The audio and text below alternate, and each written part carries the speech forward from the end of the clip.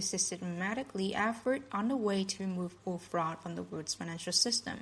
This campaign is now getting to the point where some major financial institutions and countries, including the U.S. corporate government, are about to go bankrupt. This is all part of a hybrid war involving finance, supercomputers, special forces operations, news, propaganda, pinpoint assassinations, and more. Perhaps the most dramatic and underreported new aspect of this ongoing struggle has been the freeze on global shipping. To confirm reports on the internet of a shipping freeze, this writer called NYK Lines, a major international shipping firm, and was told, "We cannot speak for the whole world, but as far as our company is concerned, with current shipping prices, we will lose money every time we send a ship, so we have to stop." Chinese government sources told this newspaper, shipping companies are now demanding to be paid in Chinese yuan and not dollars, and that's a major reason for the freeze in shipping worldwide. If this continues, it will lead to empty supermarket shelves and social unrest, especially in the U.S. The announcement last week by Walmart that it is closing 269 stores is just a beginning. Another major dimension to this hybrid war has been the attack on the oil cattle in the control of the petrodollar. It is this attack, and not oversupply, that is the real reason for oil prices plunging to $20 per barrel level. In the case of butane, the lowest grade Canadian oil, $8 a barrel level. What is happening is that China is insisting on paying with yuan for its oil. Furthermore, now the sanctions against Iran have ended. Iran, which has some of the lowest production costs in the world, will be flooding the market with an extra million barrels of oil per day. China is helping both Iran and Russia deal with low oil prices by sending them Chinese goods at cheap prices in exchange for their oil. India is also avoiding the petrodollar when it buys Iranian and Russian oil. This campaign will continue until Saudi Arabia, the Gulf cooperation countries, and the big Khazarian banks go under, according to Pentagon White Hats. The first Khazarian megabank domino that is expected to fall is Citibank, a Saudi-owned bank which is sitting on about $58 billion loss linked to low oil prices. However, that is just the tip of the iceberg. The Dallas branch of the Federal Reserve Board has told companies to stop marking the value of their oil and engineer portfolios to market. What that means is that they are being told to lie about how much they are worth. The Bank of Japan tried the same thing with real estate prices after Japan's bubble burst, but they learned that pretending reality does not exist does not make it go away. Furthermore, the Pentagon and agency White Hats are seriously contemplating confiscating sovereign wealth funds of Saudi Arabia and GCC nations like Qatar, Pentagon sources say. The Qatari-run Al Jazeera network has been forced to shut down its North American operation as part of this campaign, the sources say. This week, Chinese President Xi Jinping will be visiting Saudi Arabia, Iran, and Egypt with the backing of Russia, Pakistan, the Pentagon, and others to seek a way to find peace and stability in the region. China and the BRICS alliance will be offering massive infrastructure development in the tandem with Russian control of oil prices and Middle Eastern security, Pentagon and Chinese sources say.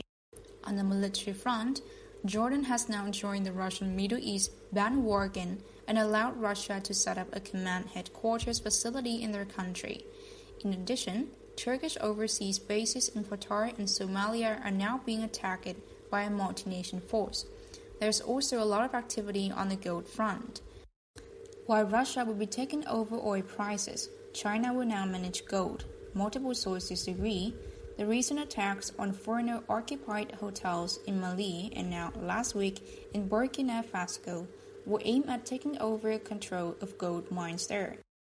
There is also a major conflict brewing in Indonesia as the new government there moves to take over the Kabul-controlled Freeport Mamoran mine in Papua.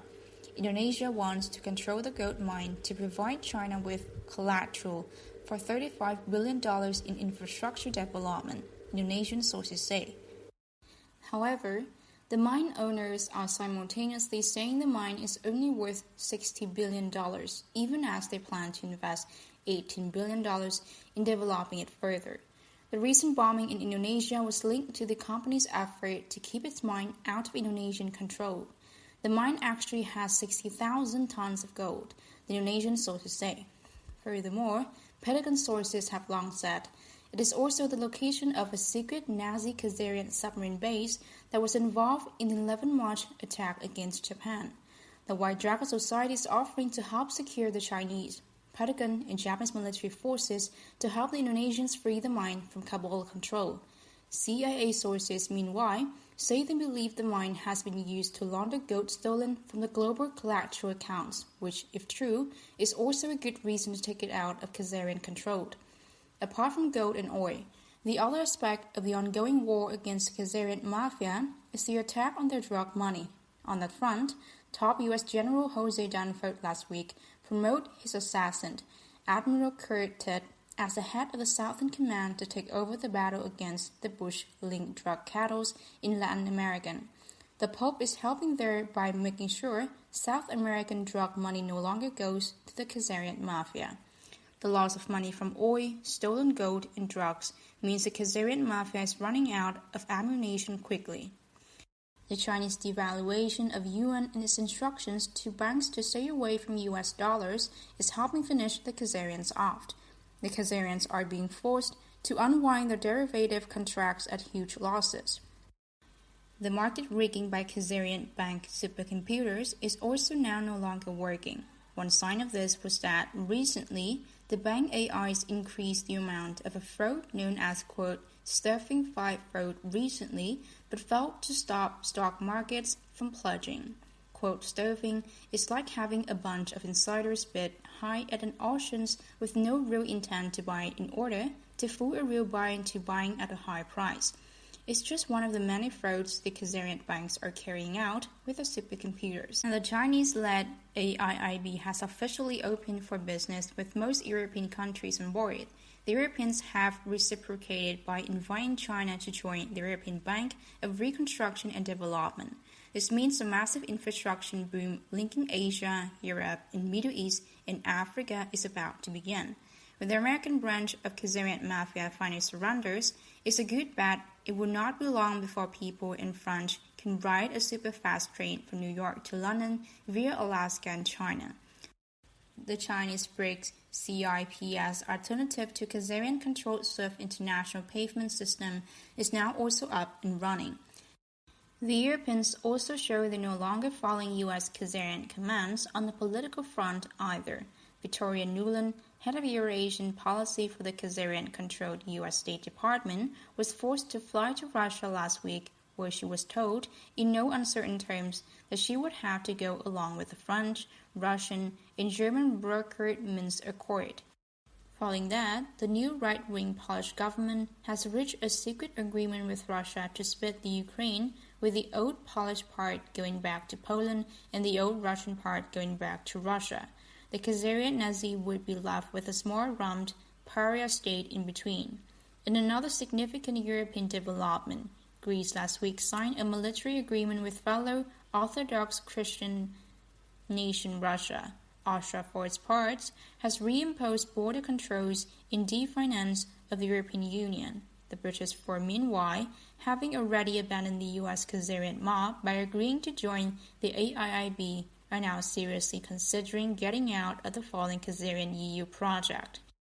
It was in this situation that Barack Obama, presidential spokesperson of the United States of America Corporation, made his State of the Union speech last week. The speech started at exactly 11 September. During the speech, whenever Obama was lying, for example when he was talking about Syria or the economy, his eyes were blinking at a furious pace. It turns out he's not such a good liar after all. Another point for those who missed it was that when Obama referred to the United States as the most powerful nation on earth, the head of the Joint Chief of Staff refused to stand up. They know who destroyed the Republic of the United States of America, and they will be ready to stand and salute when the US of A has a real president.